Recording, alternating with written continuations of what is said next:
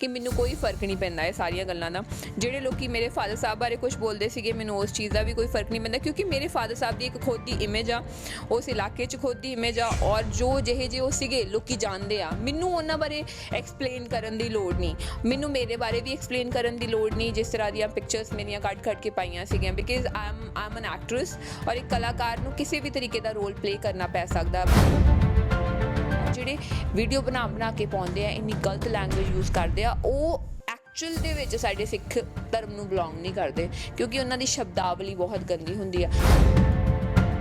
ਆਪਣੀ ਵਿਚਾਰਧਾਰਾ ਰੱਖਣੀ ਸ਼ੁਰੂ ਕਰਦਾ, ਮੈਂ ਇੱਕ ਸੁਜੈਸ਼ਨ ਦੇ ਸਕਦੀ ਹਾਂ ਬਟ ਮੈਂ ਡਿਸੀਜਨ ਮੇਕਰ ਨਹੀਂ ਹੋ ਸਕਦੀ। ਜਦੋਂ ਤੋਂ ਹੀ ਕੇਂਦਰ ਸਰਕਾਰ ਵੱਲੋਂ 3 ਖੇਤੀ ਕਾਨੂੰਨ ਬਿੱਲ ਲਿਆਂਦੇ ਹਨ ਲਗਾਤਾਰ ਹੀ ਕਿਸਾਨਾਂ ਵੱਲੋਂ ਵਿਰੋਧ ਕੀਤਾ ਜਾ ਰਿਹਾ ਹੈ।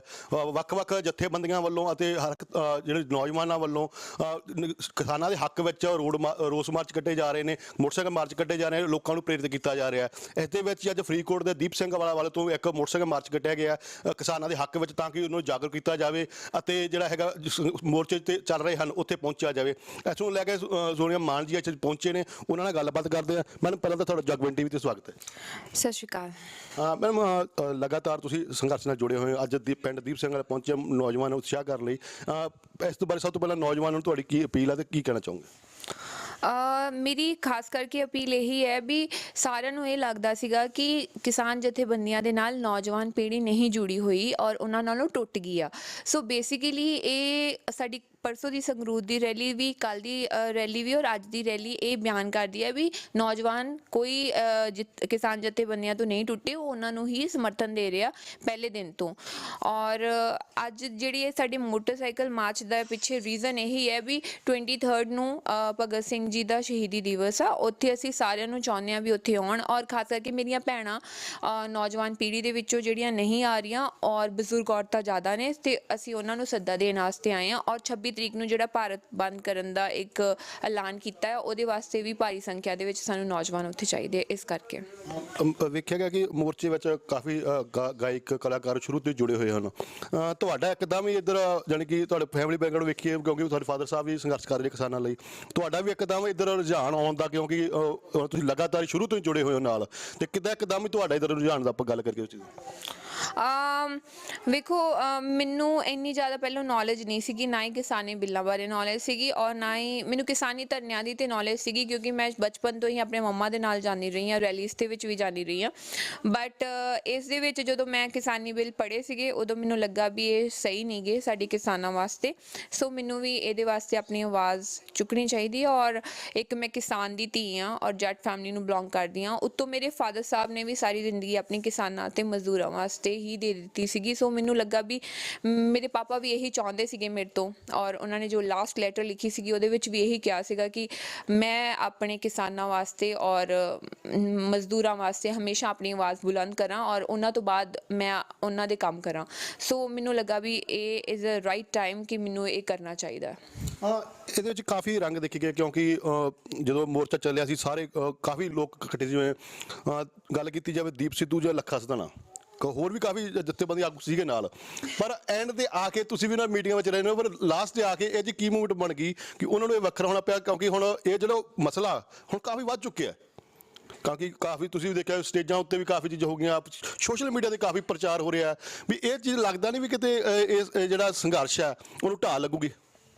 ਵੇਖੋ ਜੀ ਤੁਸੀਂ ਕਿਉਂ ਗੱਲ ਕਰਦੇ ਹੋ ਮੇਰੀ ਇਹਨਾਂ ਲੋਕਾਂ ਦੀ, ਕਿਉਂਕਿ ਬਿਕਾਜ਼ ਯੂ ਨੋ ਵਾਟ ਤੁਸੀਂ ਚਾਹੁੰਦੇ ਹੋ ਕਿ ਮੈਨੂੰ ਫੇਰ ਟ੍ਰੋਲ ਕੀਤਾ ਜਾਵੇ, ਗਾਲਾਂ ਕੱਢੀਆਂ ਜਾਣ। ਅਸੀਂ ਉਹ ਨਹੀਂ ਗੱਲ ਕਰ ਰਹੇ, ਅਸੀਂ ਸਿਰਫ ਗੱਲ ਇਹ ਕਰ ਰਹੇ ਹਾਂ ਕਿਉਂਕਿ ਅਸੀਂ ਗੱਲ ਕਰ ਰਹੇ ਅਸੀਂ ਵੀ ਜੁੜਦੇ ਹਾਂ ਨਾਲ ਸੰਘਰਸ਼ ਵੀ ਇਹ ਚੀਜ਼ ਦਾ ਨੁਕਸਾਨ ਸੰਘਰਸ਼ ਨੂੰ ਹੋ ਰਿਹਾ ਵੀ ਤੁਹਾਨੂੰ ਚਾਹੀਦਾ ਇਹ ਚੀਜ਼ ਲੋਕਾਂ ਨੂੰ ਤੇ ਹਰ ਇੱਕ ਨੂੰ ਚੀਜ਼ ਸਮਝਣੀ ਚਾਹੀਦੀ ਚੀਜ਼। ਦੇਖੋ ਇਹ ਲੋਕਾਂ ਨੂੰ ਸਮਝਣੀ ਚਾਹੀਦੀ ਆ ਔਰ ਆਉਣ ਵਾਲੇ ਟਾਈਮ ਤੇ ਲੋਕਾਂ ਨੂੰ ਸਮਝ ਵੀ ਲੱਗ ਜੂਗੀ ਬਟ ਉਦੋਂ ਤੱਕ ਬਹੁਤ ਵੱਡਾ ਨੁਕਸਾਨ ਨਾ ਹੋ ਜੇ। ਇਸ ਕਰਕੇ ਹਮੇਸ਼ਾ ਮੈਂ ਤੇ ਆਪਣੀ ਆਵਾਜ਼ ਸੱਚ ਵਾਸਤੇ ਬੁਲੰਦ ਕੀਤੀ ਆ ਔਰ ਸੱਚ ਬੋਲਿਆ ਸੀਗਾ ਜਿਹਦੇ ਪਿੱਛੇ ਮੈਨੂੰ ਬਹੁਤ ਜ਼ਿਆਦਾ ਸਭ ਕੁਝ ਸਹਿਣਾ ਪਿਆ ਸੀਗਾ ਔਰ ਮੇਰਾ ਬਹੁਤ ਲੋਕਾਂ ਨੇ ਟ੍ਰੋਲ ਵੀ ਕੀਤਾ, ਬਹੁਤ ਸਾਰੀਆਂ ਗੱਲਾਂ ਸਾਹਮਣੇ ਆਈਆਂ ਬਟ ਮੈਂ ਇਹੀ ਗੱਲਾਂ ਉਹਨਾਂ ਵਿੱਚੋਂ ਵੀ ਇਹ ਗੱਲਾਂ ਕਰਨਾ ਚਾਹੁੰਦੀ ਸੀਗੀ ਕਿ ਮੈਨੂੰ ਕੋਈ ਫਰਕ ਨਹੀਂ ਪੈਂਦਾ ਇਹ ਸਾਰੀਆਂ ਗੱਲਾਂ ਦਾ।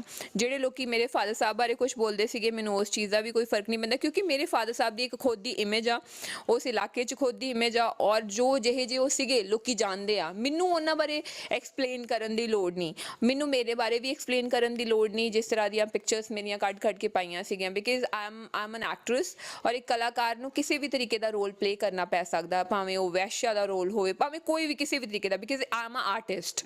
ਸੋ ਉਹਦੇ ਵਿੱਚ ਸੋਨੀਆ ਮਾਨ ਦੀ ਪਰਸਨਲ ਲਾਈਫ ਕੀ ਹੈ ਔਰ ਐਕਟਰੈਸ ਵੱਲੋਂ ਕੀ ਹੈ ਉਹ ਇੱਕ ਡਿਫਰੈਂਟ ਆ। ਇਸ ਟਾਈਮ ਮੈਂ ਤੁਹਾਡੇ ਸਾਹਮਣੇ ਬੈਠੀ ਹਾਂ, ਮੇਰੀ ਪਰਸਨਲ ਲਾਈਫ ਆ, ਪਰਸਨਲ ਲਾਈਫ ਦੇ ਵਿੱਚ ਮੈਨੂੰ ਸੂਟ ਸਲਵਾਰ ਪਾਉਣਾ ਚੰਗਾ ਲੱਗਦਾ ਹੈ, ਜਾਂ ਮੈਂ ਜਿਹੋ ਜਿਹਾ ਮਾਹੌਲ ਆ ਉਹ ਜਿਹਾ ਮਾਹੌਲ ਦੇ ਹਿਸਾਬ ਦੇ ਨਾਲ ਤੁਹਾਨੂੰ ਚੂਜ਼ ਕਰਨਾ ਪੈਂਦਾ ਲਾਈਫ ਦੇ ਵਿੱਚ।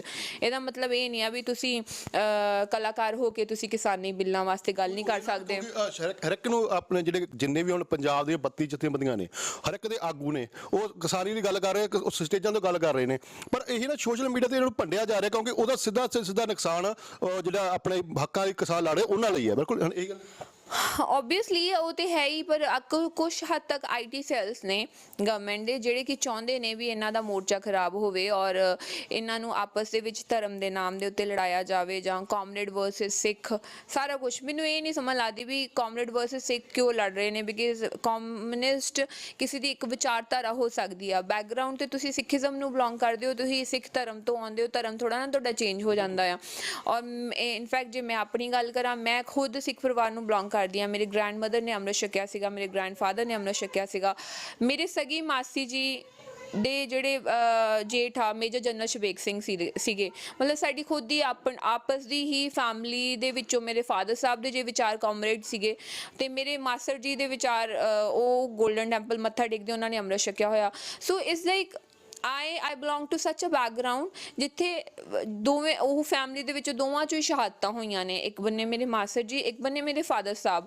ਸੋ ਉਸ ਚੀਜ਼ ਦੇ ਉੱਤੇ ਕੋਈ ਟਿੱਪਣੀ ਨਹੀਂ ਕਰ ਸਕਦਾ ਵੀ ਲਾਈਕ ਹੈ ਨਾ ਵੀ ਸੋਨੀਆ ਮਾਨ ਦੀ ਕਾਮਰੇਡ ਇਕੱਲੀ ਸੋਚ ਹੋ ਸਕਦੀ ਆ, ਉਦੋਂ ਜੁੱਜੀ ਵੀ ਹੋ ਸਕਦੀ ਆ। ਮੈਨੂੰ ਇਹਨਾਂ ਨੇ ਜ਼ਬਰਦਸਤੀ ਦਾ ਕਾਮਰੇਡ ਵੱਲ ਧੱਕਿਆ ਆ, ਬਟ ਮੈਂ ਤੁਹਾਨੂੰ ਇੱਕ ਗੱਲ ਦੱਸਾਂ, ਮੈਂ ਕਹਿੰਦੀ ਹਾਂ ਵੀ ਜੇ ਕਾਮਰੇਡ ਹੋਣਾ ਇਹ ਹੁੰਦਾ ਆ ਵੀ ਕਿਸੇ ਵੀ ਧਰਮ ਦੀ ਰਿਸਪੈਕਟ ਕਰਨੀ ਔਰ ਸਾਰੇ ਧਰਮਾਂ ਨੂੰ ਇਕੁਅਲ ਰਿਸਪੈਕਟਫੁਲੀ ਦੇਖਣਾ, ਤੇ ਫਿਰ ਮੈਂ ਕਾਮਰੇਡ ਵੀ ਜੇ ਮੇਰੀ ਇਹਨਾਂ ਨੂੰ ਵਿਚਾਰਧਾਰਾ ਇਹੋ ਜਿਹੀ ਲੱਗਦੀ ਆ। ਔਰ ਦੂਜੀ ਗੱਲ, ਜਿਹੜੀ ਇਹ ਸਿੱਖੀ ਦੇ ਬਾਣੇ ਪਾ ਕੇ ਜਾਂ ਸਿੱਖੀ ਦੀ ਮੋਹਤਬਾਰੀ ਕਰਦੇ ਨੇ, ਇਹਨਾਂ ਨੂੰ ਸਭ ਤੋਂ ਪਹਿਲਾਂ ਇਹ ਸਿੱਖਣਾ ਚਾਹੀਦਾ ਵੀ ਸਿੱਖੀ ਦੇ ਵਿੱਚ ਜਾਂ ਗੁਰੂ ਗ੍ਰੰਥ ਸਾਹਿਬ ਦੇ ਵਿੱਚ ਕਿਸੇ ਵੀ ਧੀ ਭੈਣ ਦੀ ਡਿਸਰਿਸਪੈਕਟ ਕਰਨਾ ਨਹੀਂ ਲਿਖਿਆ ਹੋਇਆ। ਸਭ ਤੋਂ ਵੱਡੀ ਗੱਲ ਆ ਗੁਰੂ ਨਾਨਕ ਦੀ ਬਾਣੀ ਦੇ ਵਿੱਚ ਇਹ ਨਹੀਂ ਲਿਖਿਆ ਹੋਇਆ, ਔਰ ਉਸ ਬਾਣੀ ਦੇ ਵਿੱਚ ਕਬੀਰ ਦੀ ਵੀ ਬਾਣੀ ਆ, ਸਾਰੇ ਧਰਮਾਂ ਦੀ ਬਾਣੀ ਹੈਗੀ ਆ, ਔਰ ਉੱਥੇ ਸਾਰੇ ਧਰਮਾਂ ਨੂੰ ਰਿਸਪੈਕਟ ਕਰਨ ਵਾਸਤੇ ਕਿਹਾ ਹੈ। ਜਿਹੜੇ ਵੀਡੀਓ ਬਣਾ ਕੇ ਪਾਉਂਦੇ ਆ, ਇੰਨੀ ਗਲਤ ਲੈਂਗੁਏਜ ਯੂਜ਼ ਕਰਦੇ ਆ, ਉਹ ਐਕਚੁਅਲ ਦੇ ਵਿੱਚ ਸਾਡੇ ਸਿੱਖ ਧਰਮ ਨੂੰ ਬਿਲੋਂਗ ਨਹੀਂ ਕਰਦੇ, ਕਿਉਂਕਿ ਉਹਨਾਂ ਦੀ ਸ਼ਬਦਾਵਲੀ ਬਹੁਤ ਗੰਦੀ ਹੁੰਦੀ ਆ। ਜਿੱਥੇ ਗੱਲਾਂ ਕਰ ਦਿੰਦੇ ਆ ਸੰਤਾਂ ਦੀ, ਮੈਂ ਕਹਿੰਦੀ ਹਾਂ ਸੰਤਾਂ ਦੀ, ਜੇ ਤੁਸੀਂ, ਮੈਂ ਨਹੀਂ ਉਹਨਾਂ ਨੂੰ ਜਾਣਦੀ ਹੈ ਨਾ ਵੀ, ਮੈਂ ਉਸ ਵਕਤ 'ਚ ਨਹੀਂ ਸੀਗੀ, ਬਟ ਜਿੰਨਾ ਮੈਂ ਸੁਣਿਆ ਵੀ ਉਹ ਕੁੜੀਆਂ ਦੀ ਰਿਸਪੈਕਟ ਕਰਦੇ ਸੀਗੇ, ਕੁੜੀਆਂ ਦੀ ਇੱਜ਼ਤ ਵਾਸਤੇ ਲੜਦੇ ਸੀਗੇ, ਤੇ ਇਹ ਲੋਕੀ ਉਹਨਾਂ ਦੀਆਂ ਫੋਟੋਆਂ ਲਾ ਕੇ ਗਲਤ ਸ਼ਬਦਾਵਲੀ ਯੂਜ਼ ਕਰਦੇ, ਤੁਸੀਂ ਕਿੰਨੀ ਕੁ ਉਹਨਾਂ ਨੂੰ ਸ਼ਰਧਾਂਜਲੀ ਦੇ ਰਹੇ ਹੋ। So it's like these all people are, some are IT cells, some people ਜਿਹੜੇ ਕਨਫਿਊਜ਼ ਆ, ਉਹਨਾਂ ਨੂੰ ਇਹ ਨਹੀਂ ਪਤਾ ਵੀ ਉਹ ਸਿੱਖ ਹੈਗੇ ਆ ਕਿ ਨਹੀਂ ਹੈਗੇ, ਕਿਉਂਕਿ ਸਿੱਖ ਹੋਣਾ ਇੱਕ ਬਹੁਤ ਵੱਡੀ ਰਿਸਪੌਂਸਿਬਿਲਿਟੀ ਆ। ਸਿੱਖੀਜ਼ਮ ਧਰਮ ਨੂੰ ਮੰਨਣਾ ਔਰ ਉਸ ਧਰਮ ਦੇ ਵਿੱਚ ਜਿਹੜੀਆਂ ਗੱਲਾਂ ਲਿਖੀਆਂ, ਬਾਣੀ ਦੇ ਵਿੱਚ ਲਿਖੀਆਂ, ਸਾਰਾ ਕੁਝ ਲਿਖਿਆ, ਉਸ ਨੂੰ ਮੰਨਣਾ ਵੀ ਬਹੁਤ ਵੱਡੀ ਰਿਸਪੌਂਸਿਬਿਲਿਟੀ ਆ। ਇਹ ਲੋਕੀ ਤੇ ਉਹਨੂੰ ਹੀ ਨਹੀਂ ਮੰਨਦੇ ਤੇ ਗਲਤ ਗੱਲਾਂ ਕਰਦੇ ਆ। ਸੋ ਇਹਨਾਂ ਵਾਸਤੇ ਨੋ ਕਮੈਂਟ ਆ। ਬਾਕੀ ਗੱਲ ਰਹੀ ਦੀਪ ਸਿੱਧੂ ਜੀ, ਉਹਦੇ ਆਪਣੇ ਵਿਚਾਰ ਆ, ਲੱਖੇ ਸਦਾਣੇ ਦੇ ਆਪਣੇ ਵਿਚਾਰ ਆ, ਹਰ ਇੱਕ ਬੰਦਾ ਇੱਥੇ ਵੱਖ-ਵੱਖ ਵਿਚਾਰਧਾਰਾ ਦੇ ਨਾਲ ਬੈਠਾ ਆ। 31 ਜਥੇਬੰਦੀਆਂ, ਉਹਨਾਂ ਦੇ ਵੱਖ-ਵੱਖ ਵਿਚਾਰ ਆ, ਉਗਰਾਹਾਂ ਦੇ ਵੱਖ ਵਿਚਾਰ ਆ, ਸੋਨੀਆ ਮਾਨ ਦੇ ਵੱਖ ਵਿਚਾਰ ਆ। ਸੋ ਸਾਰੇ ਆਪਣੀ ਵਿਚਾਰਧਾਰਾ ਦੇ ਨਾਲ ਚੱਲ ਰਹੇ ਆ, ਔਰ ਸਾਰਿਆਂ ਦੀ ਆਪੋ ਆਪਣੀ ਵਿਚਾਰਧਾਰਾ ਦੇ ਵਿੱਚ ਇਸ ਐਜੀਟੇਸ਼ਨ ਨੂੰ ਲੈ ਕੇ ਕੁਝ ਚੰਗਾ ਹੀ ਹੋਊਗਾ, ਰਾਈਟ। ਕੋਈ ਜਿਹੜਾ ਆਪਣੀ ਵਿਚਾਰਧਾਰਾ ਰੱਖ ਕੇ ਉਹ ਸੋਚਦਾ ਵੀ ਮੇਰੀ ਵਿਚਾਰਧਾਰਾ ਚੰਗੀ ਆ, ਮੈਂ ਆਪਣੇ ਵੱਲੋਂ ਸਹੀ ਕਰਨ ਦੀ ਕੋਸ਼ਿਸ਼ ਕਰ ਰਿਹਾ, ਬਟ ਕਈ ਵਿਚਾਰਧਾਰਾ ਆਪਣੀਆਂ ਵਿਚਾਰਧਾਰਾ ਨੂੰ ਰੋਕ ਕੇ ਇਸ ਟਾਈਮ ਤੇ ਸਾਨੂੰ ਜਥੇਬੰਦੀਆਂ ਦਾ ਵਿਚਾਰਧਾਰਾ ਦੇ ਅਕੋਰਡਿੰਗ ਨਹੀਂ ਚੱਲਣਾ ਚਾਹੀਦਾ, ਕਿਉਂਕਿ ਉਹਨਾਂ ਦੇ ਕੋਲ ਸਾਲਾਂ ਦਾ ਐਕਸਪੀਰੀਅੰਸ ਆ ਔਰ ਉਹਨਾਂ ਨੂੰ ਜ਼ਿਆਦਾ ਪਤਾ, ਉਹਨਾਂ ਨੂੰ ਜ਼ਿਆਦਾ ਨੌਲੇਜ ਆ। ਬਜਾਏ ਕਿ ਮੈਂ ਅੱਜ ਆਪਣੀ ਵਿਚਾਰਧਾਰਾ ਰੱਖਣੀ ਸ਼ੁਰੂ ਕਰਦਾ, ਮੈਂ ਇੱਕ ਸੁਜੈਸ਼ਨ ਦੇ ਸਕਦੀ ਹਾਂ, ਬਟ ਮੈਂ ਡਿਸੀਜਨ ਮੇਕਰ ਨਹੀਂ ਹੋ ਸਕਦੀ। 26 ਦੀ ਘਟਨਾ ਤੋਂ ਬਾਅਦ ਹੁਣ ਕੋਈ ਸਰਕਾਰ ਵੀ ਕੋਈ ਲੱਗ ਨਹੀਂ ਰਿਹਾ ਕੋਈ ਮੀਟਿੰਗ ਤੇ ਹੈਗੀ ਕੋਈ ਸਾਹਮਣੇ ਗੱਲ ਕਰੇ, ਕਿਉਂਕਿ ਹੁਣ ਜਿਹੜੇ ਕੱਚੇ ਘਰ ਬਣ ਰਹੇ ਉੱਥੇ ਬਣਾਏ, ਕਿਉਂਕਿ ਸਮਾਜ ਨੂੰ ਰੱਖਣ ਬਾਰਿਸ਼ ਆ ਜਾਂਦੀ ਹੈ, ਉਹਨੂੰ ਲੈ ਕੇ ਵੀ ਕਈ ਕਿਸਾਨਾਂ ਉੱਪਰ ਮਾਮਲੇ ਦਰਜ ਕਰ ਰਹੀ ਹੈ, ਬਣਾਉਣ ਨਹੀਂ ਦਿੱਤੇ ਜਾ ਰਹੇਗੇ। ਨਾ ਹੀ ਕਈ ਥਾਵਾਂ ਤੇ ਵੇਖਿਆ ਵੀ ਟਰਾਲੀਆਂ ਵੀ ਲਾਉਣ ਦਿੱਤੀਆਂ ਜਾ ਰਹੀਆਂ ਗੀਆਂ। ਵੀ ਸਰਕਾਰਾਂ ਦੀਆਂ ਨੀਤੀਆਂ ਤੁਸੀਂ ਇਹਨਾਂ ਨੂੰ ਕਿਵੇਂ ਦੇਖਦੇ ਹੋ? ਵੇਖੋ, ਸਰਕਾਰ ਹਮੇਸ਼ਾ ਤੋਂ ਧੱਕਾ ਕਰਦੀ ਆਈ ਹੈ, ਬਟ ਇਹ ਡੈਮੋਕ੍ਰੇਸੀ ਆ।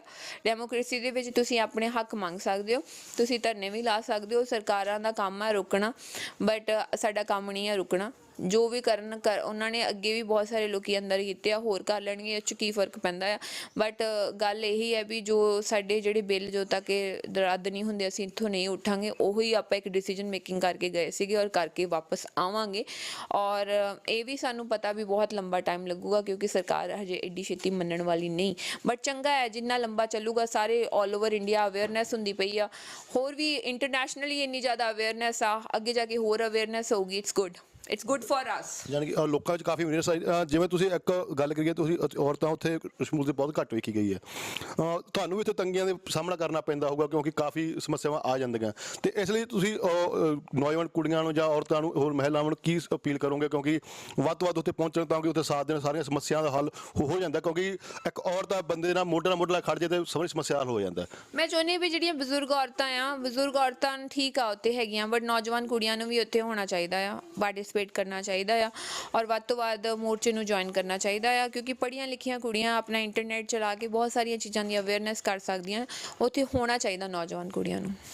ਬਿਲਕੁਲ ਜੀ, ਇਹ ਸਾਨੂੰ ਸੋਨੀਆ ਮਾਨ ਜੀ ਜਿਨ੍ਹਾਂ ਨਾਲ ਹੁਣ ਤੱਕ ਦੀ ਸਾਰੀ ਗੱਲਬਾਤ ਕੀਤੀ ਅਤੇ ਉਹਨਾਂ ਨਾਲ ਹੁਣ ਪਹੁੰਚੇ ਨੇ ਕਿ ਉਹ ਲੋਕਾਂ ਨੂੰ ਅਪੀਲ ਕਰਦੇ ਨੇ ਅਤੇ ਔਰਤਾਂ ਨੂੰ ਅਪੀਲ ਕਰਦੇ ਨੇ ਕਿ ਵੱਧ ਤੋਂ ਵੱਧ ਉਹ ਮੋਰਚੇ ਵਿੱਚ ਪਹੁੰਚਣ ਤਾਂ ਜੋ ਇਹ ਕਿਸਾਨ ਜਿੱਤ ਪ੍ਰਾਪਤ ਕਰ ਸਕਣ।